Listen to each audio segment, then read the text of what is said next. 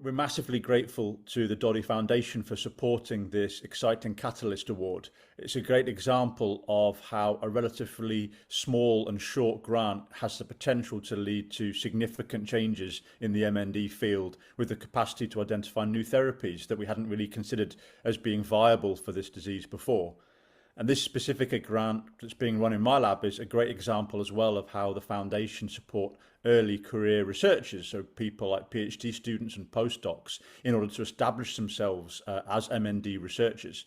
And in particular, this project's going to be run by Dr. Helena Chaytow in my lab, who's done an awful lot of the primary work, getting the idea from the bench into a grant application, and she'll be the one that's going to be largely looking after the project as it runs over the next 12 months in the lab. My name's Helena. I'm a senior postdoc in Tom Gillingwater's lab here at the University of Edinburgh. And I have worked in ALS research for over 10 years now, since my PhD. And my research really focuses on developing preclinical models of MND in the lab, and then using those models to develop novel therapy approaches.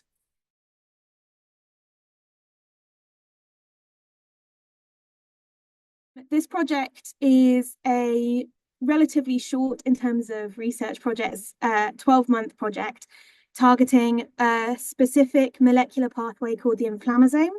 It's part of the molecular pathways that generate inflammation in the brain.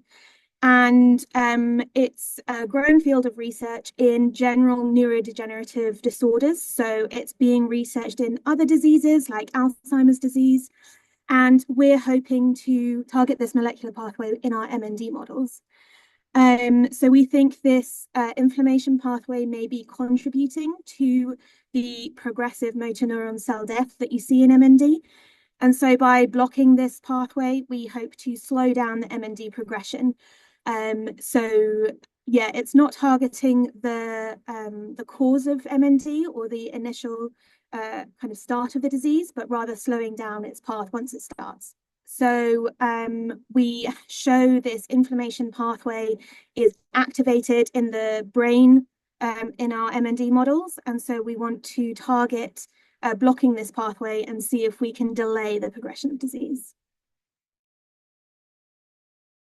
I'm specializing in vivo models. That's what they're called. So I work with a lot of animal models.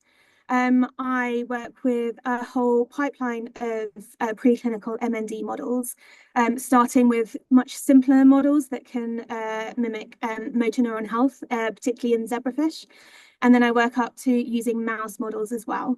So mouse models are a really important part of MND research because they allow us to model how different different bits of the organism interact. So I'm looking at how the neurons in the brain interact with the immune system in inflammation. And at the moment, we just can't do any other modeling for that except for using mouse models. This project has the potential to identify a new area for therapy development. So that's obviously really important for MND research. Targeting inflammation specifically, I think is important because it seems to be a secondary effect that's common to a lot, if not all, of MND patients. So there's the potential for it to be applicable to across a wide range of MND patients in the clinic, rather than someone who just has one particular genetic mutation. I think a lot of people will be aware that every ALS patient is different and how their disease progresses is different. We don't know what initially causes it, but if we can target the common mechanisms that progress MND, then we might be able to slow the disease down for general ALS patients. Ultimately, the aim of this research is to identify a new therapeutic approach for MND, but we aim to have generated enough preclinical data to support a larger research project that will generate enough preclinical evidence to move it to the clinic in the future. So yeah, the main aim of this research, and for most of my research, is to find new therapeutic targets for MND. The main potential impact from this research is a novel therapeutic approach. And the next steps will really be taking the preclinical evidence that we have in this 12-month project and expanding it.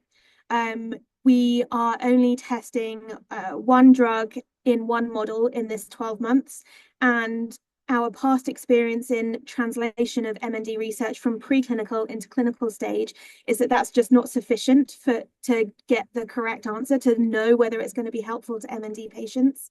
So ultimately, if we show therapeutic evidence in our model in this 12 months, then we'll need to test it in other models, and potentially using different doses or different timings or approaches to the therapy to really get an idea of how we can then deliver it to MND patients in a future clinical trial.